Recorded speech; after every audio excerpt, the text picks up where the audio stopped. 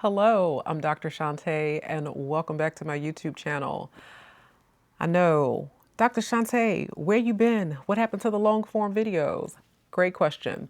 I'm going to unpack all of that in this video, which is all about mental reset. So January, I have been very intentional about slow boarding into the year. I feel like I made that word up. So like snowboarding, but with an L. I have been slow boarding into the year. I have made several short form videos about how I just refused to go into 2026 with all of this goal setting and getting a new planner and making a list and checking it twice because energetically, I just wasn't there. And winter is a time for rest, recovery, hibernation, contemplation. And yet, I feel like capitalism and social forces really try to like push us to like hit it hard in January, and the energy is just not there. Not to mention the fact that 2025 was a lot. A lot happened in 2025. And I think that taking the time to process that and recover from a lot of the things that happened and process a lot of the things that happened in 2025. And when you live in a world of breaking news, breaking news, breaking news, breaking news, at some point that is going to take its toll on you. And I'm always very conscious about who are we becoming in this environment? Who are we becoming with all of these social forces coming at us? So in this video in particular, I'm going to be talking about the critical importance of doing a mental reset for January. And I have been challenged. Challenged to post here on YouTube every day for the next 100 days. I don't know if I'm gonna make it. I don't know if I'm gonna make it, but I am dang sure going to try.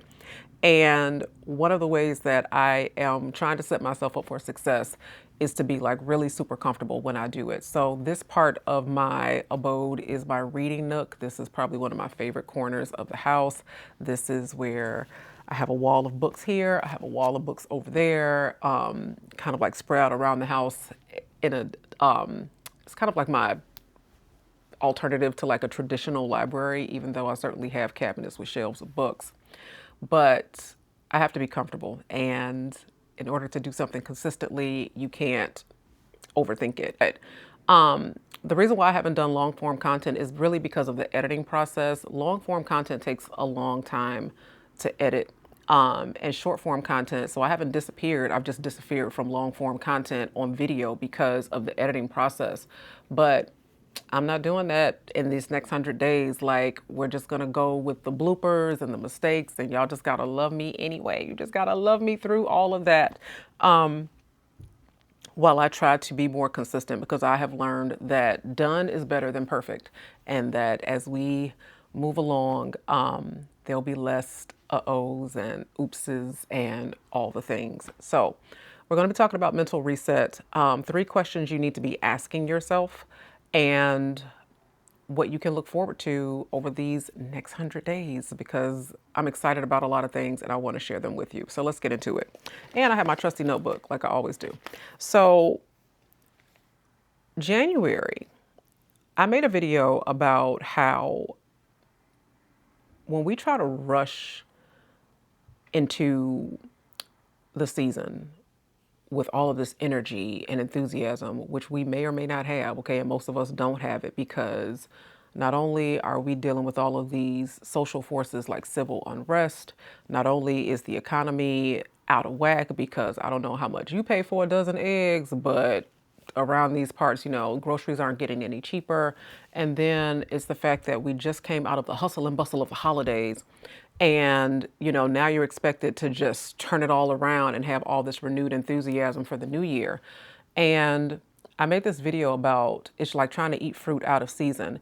Now, there are some places where you can get watermelon right now, and it's great, but that's because wherever it was grown, it was the season for that. But if you try to eat watermelon, at least in the Midwest right now, it's going to taste awful, because there are just some fruits that taste better in season.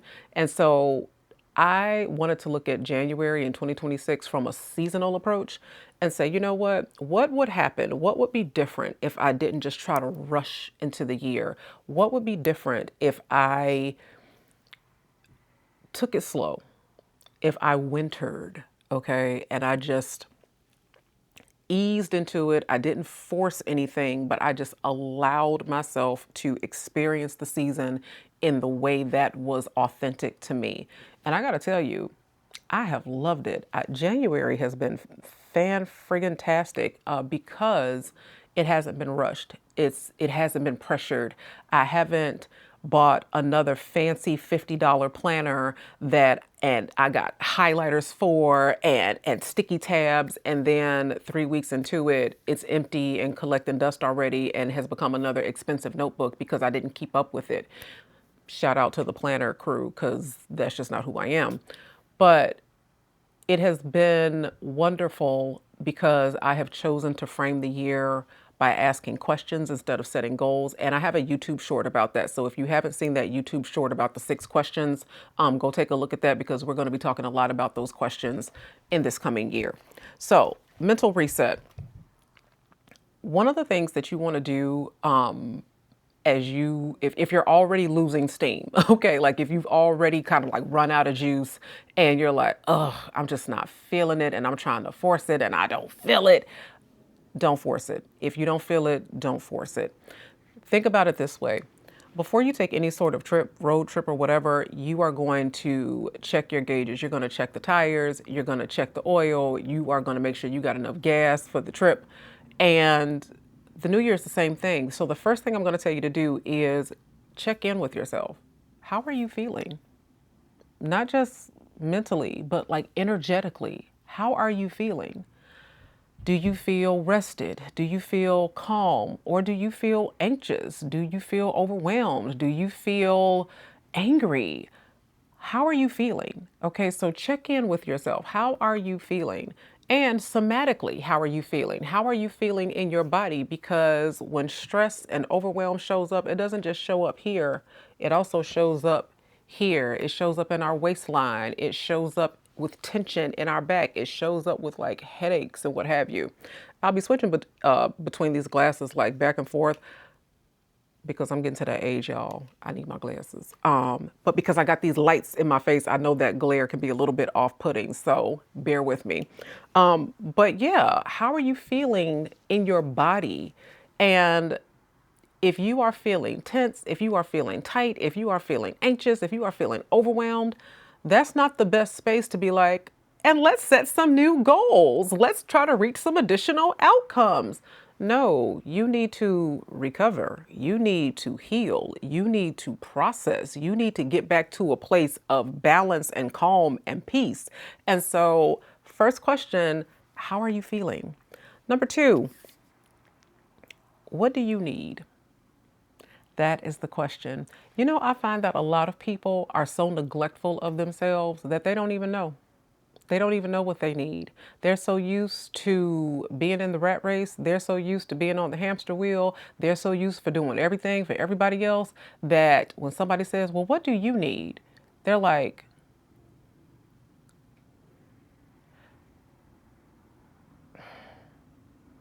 I don't know. I don't even know. And that is a telltale sign that you are becoming disconnected from yourself. When you don't even know what you need, that is a telltale sign of disconnect. You are having a disembodied experience where it's like, I'm kind of going through the motions and I'm here, but I'm not present. And so, one, how do you feel? Number two, what do you need?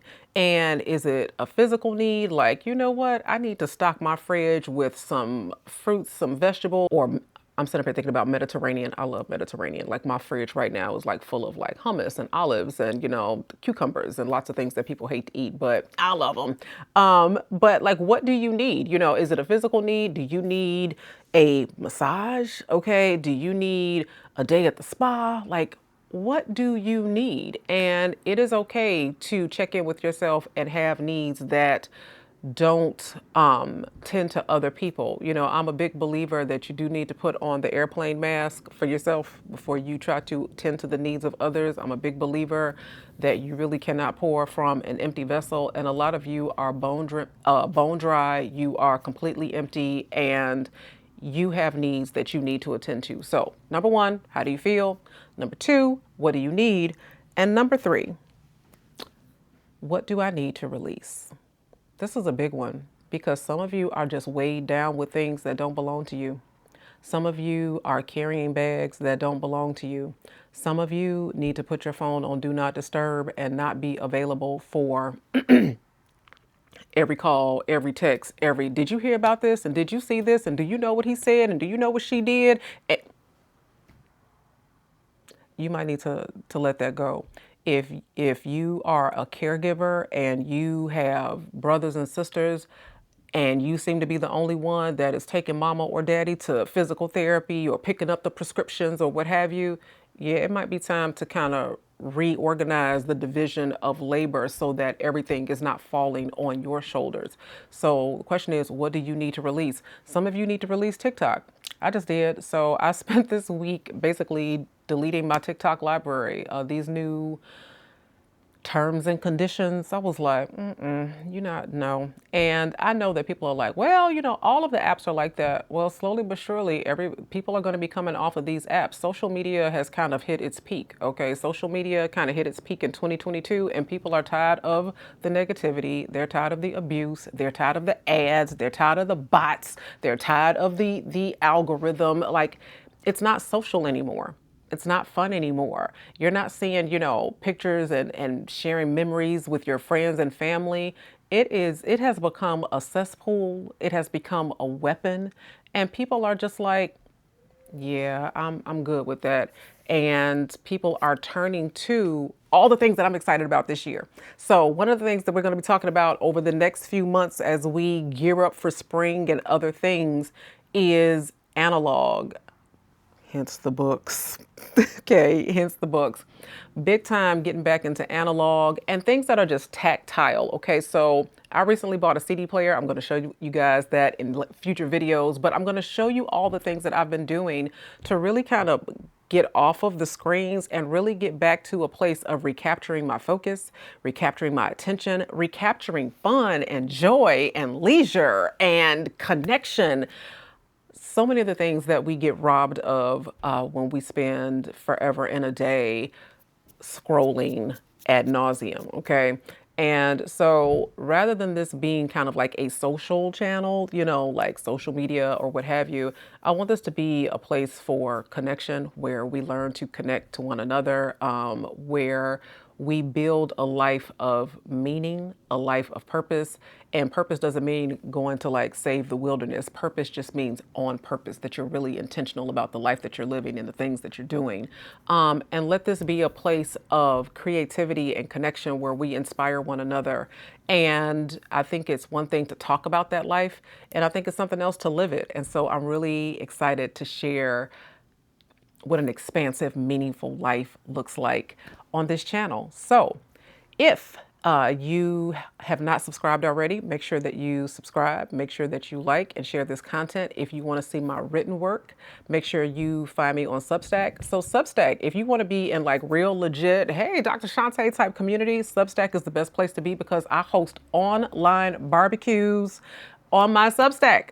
I host online barbecues on the Substack, and we just had our first one for January. It was a vibe. We spent 10 minutes, the last 10 minutes doing some sustained silent reading. It was a lot of fun. Like, I thought people were going to hop off the Zoom and go do their own thing, but no, like, we actually sat there and read books, and everybody walked away feeling really calm, really grounded.